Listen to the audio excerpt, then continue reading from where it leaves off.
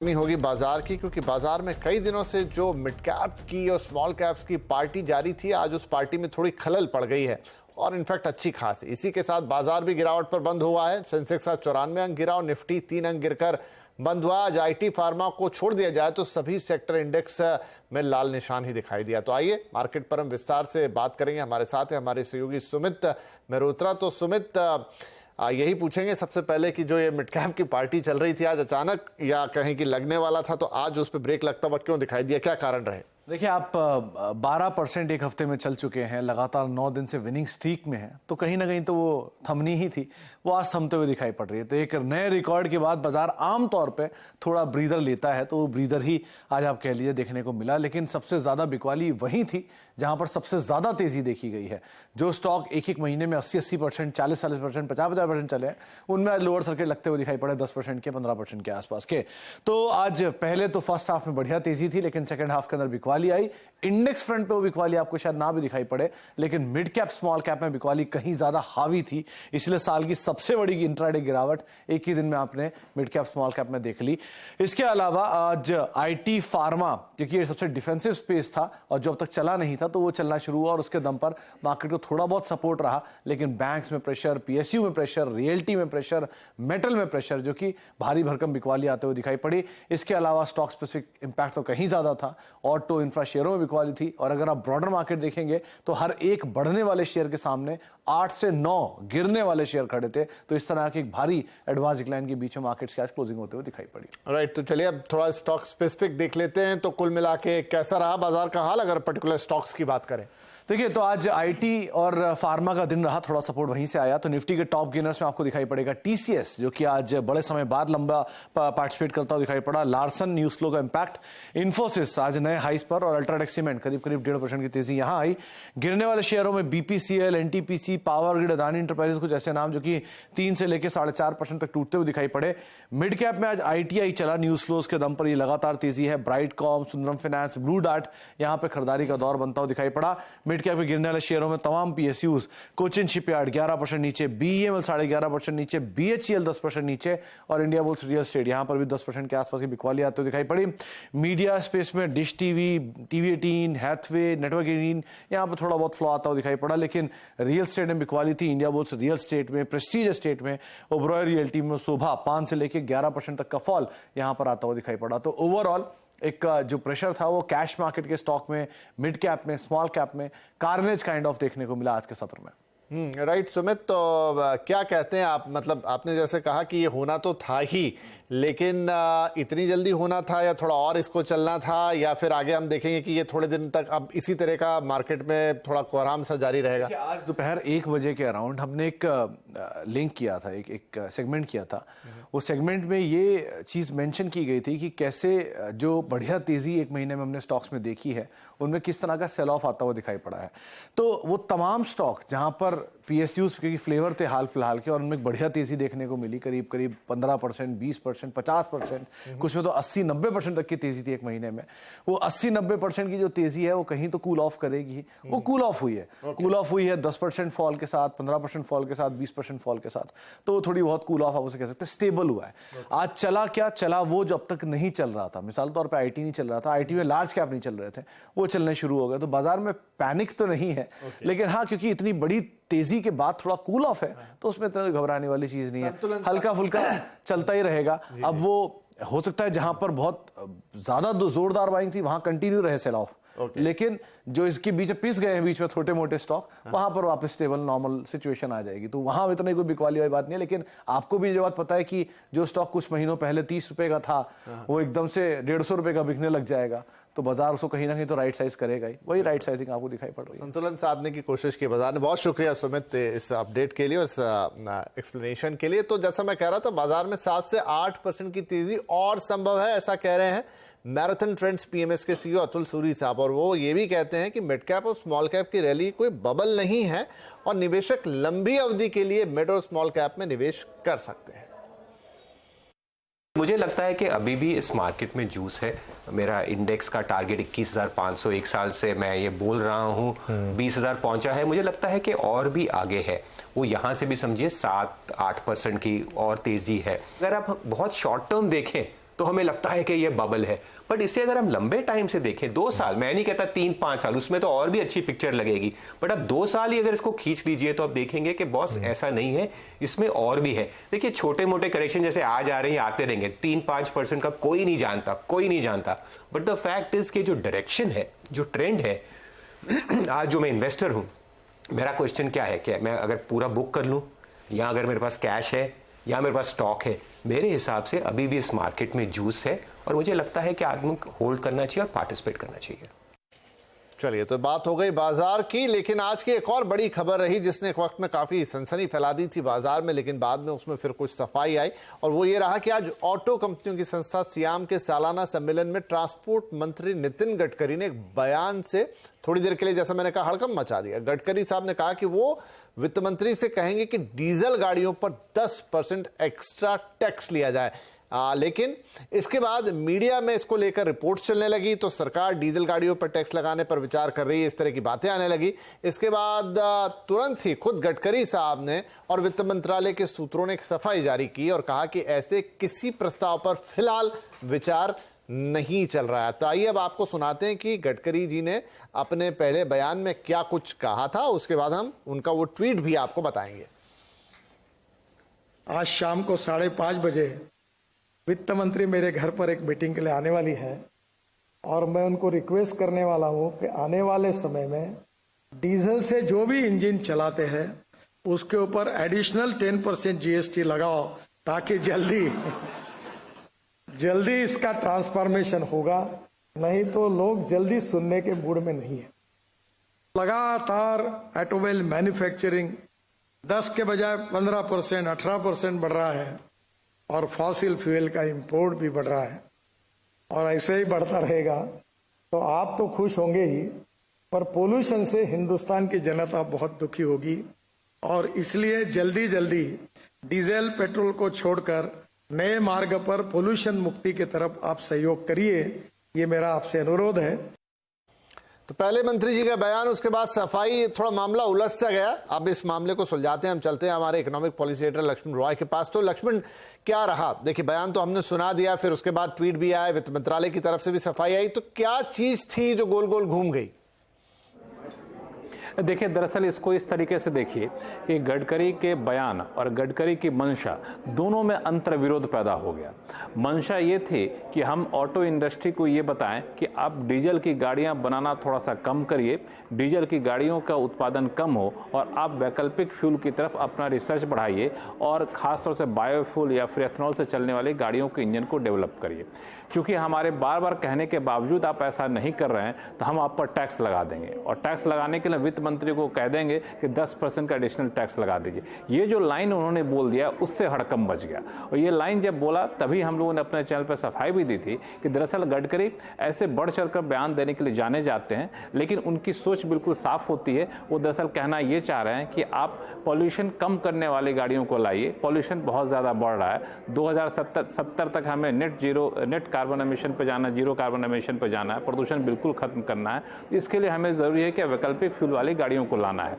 तो जब उनके बयान के बाद हड़कंप मचा, तब उन्हें लगा कि हम कुछ ज़्यादा बोल गए, तो फिर उन्होंने वापस सफाई दी, और सफाई देकर ये कहा कि ये कोई एक्टिव कंसिडरेशन में नहीं है 10% टैक्स लगाने की बात, यानी सरकार इस पर विचार नहीं कर रही है। दरअसल हम ये कहना चाह रहे हैं कि आप ऐसी गाड़ियों को बनाइए जिससे प्रदूषण कम से कम हो, इसकी तरफ आपको आगे बढ़ना होगा, ये हम कहना चाह रहे हैं। उसके बाद वित्त मंत्रालय के सूत्रों से हम लोगों ने बातचीत की, तो उनका भी साफ तौर से कहना था कि किसी भी गाड़ी पर किसी भी तरह का टैक्स में कोई भी बढ़ोतरी करने पर सरकार फिलहाल विचार नहीं कर रही है, ना तो अभी कर रही है, ना तो अगले 1 साल तक करेगी। तो इस तथ्य को एक संदर्भ में देखेंगे तो समझ में आ जाएगा कि आखिर क्यों गडकरी साहब को अपने बयान पर सफाई देनी पड़ी, और गडकरी साहब कहना क्या चाह रहे थे। लक्ष्मण, बहुत शुक्रिया। आज हमने जो बताया उससे काफी हद तक चीजें साफ हो गई, लेकिन आज दिन में जब एक खबर आई तो जरूर सनसनी मच गई थी, हड़कंप सा मच गया था। बहुत शुक्रिया लक्ष्मण रॉय इस अपडेट के लिए। फ्रिज एसी कूलर की तर्ज पर अब आपको आरओ, सैनिटरी वेयर और सिंचाई उपकरण को भी एक स्टार रेटिंग मिलती हुई दिखाई देगी। पानी बचाने की क्षमता के आधार पर सरकार स्टार रेटिंग देने की योजना बना रही है। डिटेल्स के लिए हमारे साथ है हमारे संवाददाता असीम मनचंदा। तो असीम, राइट, हमने टीवी या सारे इलेक्ट्रॉनिक इक्विपमेंट पे तो वो स्टार रेटिंग देखी है, पानी से रिलेटेड स्टार रेटिंग कैसे काम करेगी? देखिए, अभी आप बाजार में टीवी, फ्रिज, पंखा, एसी लेने जाते हैं तो सबसे पहले आप उसकी स्टार रेटिंग देखते हैं, जिससे कि आपको पता चलता है कि वो कितना एनर्जी एफिशिएंट है, कितना बिजली बचाता है। तो अब जल्दी ही ये पानी के ऊपर भी लागू होगा। सरकार पानी से जुड़े हुए जितने भी उपकरण हैं उनकी स्टार रेटिंग करने की तैयारी कर रही है।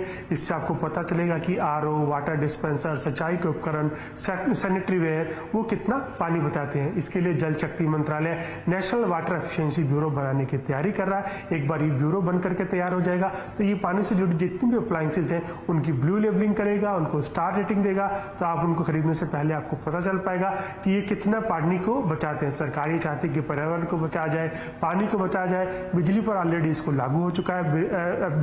जो एनर्जी एफिशिएंसी ब्यूरो है वो ऑलरेडी बन चुका है। अब सरकार इसको वाटर एफिशिएंसी ब्यूरो बना करके लागू करने की तैयारी कर रही है और जल्दी आपको योजना ग्राउंड लेवल पर आती हुई दिखाई दे सकती है। बिल्कुल असीम, अगर ऐसा होता है तो आई थिंक ये वक्त की जरूरत भी है, क्योंकि पानी का जो इस समय अचानक से कई शहरों में हम देखते हैं कमी महसूस होने लगी है, उसके लिए भी उसको बचाना बहुत जरूरी है। और अगर ऐसा कदम सरकार लेने जा रही है तो ये बढ़िया चीज होगी। चलिए अब कुछ राजनीतिक खबरों का रुख करेंगे। सनातन धर्म पर डीएमके नेता उदयनिधि स्टालिन और ए राजा की विवादित टिप्पणी के बाद इस पर देश भर में घमासान तो छिड़ा ही हुआ है। अब डीएमके के एक और नेता और तमिलनाडु सरकार के मंत्री के पोनिमुडी ने सनातन पर छिड़े सियासी संग्राम को इंडिया गठबंधन से जोड़ डाला है। उन्होंने कहा है कि इंडिया गठबंधन का गठन ही इसलिए हुआ है ताकि सनातन का विरोध किया जा सके। கூட்டணிதான் இந்தியா. எங்களுக்குள் கருத்து வேறுபாடுகள் இருக்கலாம், ஆனால் இந்த சனாதனத்தை எதிர்க்க வேண்டும் என்பதிலே யாருக்கும் எந்த வேறுபட்ட கருத்தும் இல்லை. இதிலே இருப்பவர்கள் எல்லாம் சமத்துவத்தை உருவாக்க வேண்டும், மத இன சிறுபான்மை சமுதாயத்தை காப்பாற்ற வேண்டும், ஆண் பெண் சமத்துவத்தை காப்பாற்ற வேண்டும். இந்த சமூக சிந்தனையோடு இந்த இயக்கத்தை உருவாக்க வேண்டும் என்பதுதான் இன்று 26 கட்சிகள் உருவாகி இருக்கிற இந்த இந்தியா கூட்டணியினுடைய நோக்கம். அவை வந்திருக்கிற நீங்கள் எல்லாம் सनातन के अपमान पर बीजेपी ने विपक्षी गठबंधन इंडिया पर जमकर हमला बोला है। बीजेपी ने इंडिया गठबंधन को सनातन के खिलाफ बताया और कांग्रेस पर वोट बैंक की राजनीति करने का आरोप लगाया है। बीजेपी ने इंडिया गठबंधन के बड़े नेताओं की चुप्पी पर भी सवाल खड़े किए। ये लोग एवरी रिलीजन की बात करके लिपापोती करते हैं। मैं कांग्रेस पार्टी से पूछता हूं और इस गठबंधन से पूछता हूं, क्या किसी और आस्था के देवों का आलोचना करने का इनका अधिकार है? इनकी हिम्मत है? कर पाएंगे क्या ये? हम सभी आस्थाओं का सम्मान करते हैं। सभी आस्थाओं के जो ईश्वर हैं, जिनको मानते हैं, हम सबों का सम्मान करते हैं। और ये वोट बैंक के लिए दूसरे पर तो चुप हो जाते हैं और सनातन का खुलकर विरोध करते हैं। इंडिया गठबंधन के नेताओं के सनातन पर लगातार विवादित बयानों के बीच बीजेपी के अध्यक्ष जेपी नड्डा ने कांग्रेस पर बड़ा निशाना साध दिया है। नड्डा ने एक्स पर पोस्ट किया है कि इंडिया अलायंस की मुंबई बैठक के 2 दिन बाद उदयनिधि स्टालिन का बयान आना, फिर प्रियांक खरगे का सनातन पर आघात और आज डीएमके के मंत्री द्वारा यह स्वीकार करना कि इंडिया अलायंस का गठन ही सनातन धर्म के विरोध के लिए किया गया था, यह सोनिया गांधी, राहुल और कांग्रेस की एक सोची समझी रणनीति का हिस्सा है। तो सनातन धर्म पर छिड़ी जंग के बीच बीजेपी ने सोशल मीडिया पर डीएमके नेता ए राजा का एक वीडियो शेयर किया है जिसमें वो हिंदू धर्म को दुनिया के लिए खतरा बता रहे हैं। India is the reason for the global disease in the name of caste, dividing the people on the caste line, dividing the people on the economic line by using the caste. Caste cannot be used only for social evil. It depends upon the economic evil also. Those who are living Indians in other countries also propagating caste in the name of Hindu religion. So Hindu religion is a biggest menace not only to India, now it is a menace to the entire world. और सनातन धर्म का क्यों हो रहा है बार बार अपमान और क्या इसमें इंडिया गठबंधन का कोई प्लान है? आज आवाज अड्डा पर इसी पर होने जा रही है बड़ी बहस। शाम 7:57 पर जरूर जुड़िएगा हमारे साथ।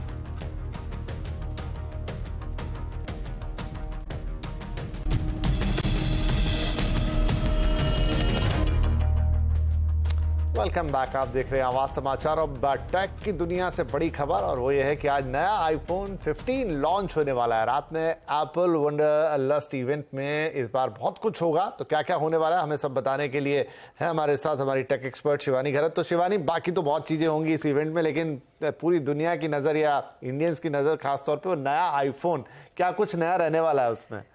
जी बिल्कुल, एप्पल फैंस की excitement level is Apple terminology में कहे pro max, the excitement level is pro max. पर आपको बता दूं कि सबसे पहले 15 सीरीज के डिवाइसेस इनफैक्ट इस इवेंट के दौरान लॉन्च होंगे, विच इंक्लूड्स शायद 15, 15 प्लस, 15 प्रो और 15 प्रो मैक्स। सबसे बड़ी रूमर जो चल रही है कि made in India device in fact इस इवेंट के दौरान लॉन्च होगा और वो लॉन्च डे पर ही अवेलेबल होगा। शायद रूमर्स ये भी कह रही है कि डिवाइसेस जो है एप्पल के वो थोड़े सस्ते हो जाए। इसके अलावा आपको बता दूं कि कुछ कुछ चीजें हैं, फॉर एग्जांपल प्रो वेरिएंट्स जो है प्रो और प्रो मैक्स में, उनमें टाइटेनियम हाउसिंग दी जाएगी। इस साल इनफैक्ट कंपनी जो पिछले साल डायनामिक आइलैंड इंट्रोड्यूस किया था, एक बड़ा डिस्प्ले डायनामिक आइलैंड के साथ, इसी के साथ साथ एक बड़ा camera upgrade of higher megapixel camera, ये जो बेस वेरिएंट्स है 15, 15 और 15 प्लस में भी ये आ जाए। इसी के साथ साथ शायद ऐसा कहा जाता है कि जो 2 चिपसेट वाली स्ट्रैटेजी है, यानी A16 bionic on the lower end variants और the latest most upgraded A17 bionic on the pro and pro max variant, ये इस साल भी इस स्ट्रैटेजी पर इनफैक्ट एप्पल स्टिक करेगी। इसी के साथ साथ आपका एप्पल वॉच सीरीज 9 एक्सपेक्टेड है, एप्पल वॉच अल्ट्रा 2nd जेन भी एक्सपेक्टेड है। साथ ही जो सारे के सारे आईफोन वेरिएंट्स है उनमें टाइप सी कनेक्टर आप एक्सपेक्ट कर सकते हैं। इसी के साथ साथ जो एयरपॉड्स शायद इस इवेंट के दौरान लॉन्च होगा उसमें भी आप एक टाइप सी कनेक्टर एक्सपेक्ट कर सकते हैं। तो ये सारी इंफॉर्मेशन और अपडेट हमें कुछ ही घंटे में इनफैक्ट मिलने वाली है। कुपर्टिनो में इनफैक्ट ये इवेंट हो रहा है 10:30 बजे से इंडियन स्टैंडर्ड टाइम पर। आप इस इवेंट को देख सकते हैं यूट्यूब और apple.com इस प्लेटफॉर्म पर। राइट, तो बिल्कुल इंतजार रहेगा। शिवानी, आपने बहुत सारी बातें बताई हैं, तो काफी कुछ नया होने वाला है। और इनफैक्ट कल हम अभी से बता भी दें दर्शकों को, 6 बजे कंज्यूमर अड्डा इस पे लेकर आएंगे। शिवानी भी हमारे साथ रहेंगी और जो कुछ नया लॉन्च होगा एप्पल में वो आपके लिए नए आईफोन पे तो इनफैक्ट काफी फोकस रहने वाला। थैंक यू शिवानी इस अपडेट के लिए।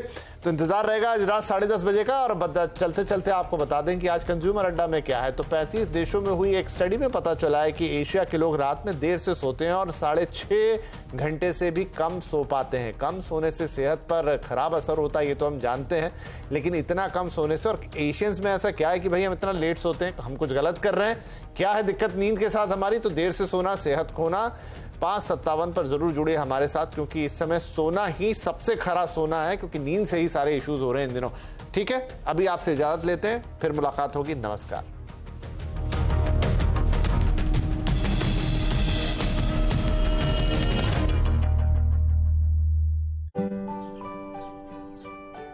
आसमान से आगे उड़ो।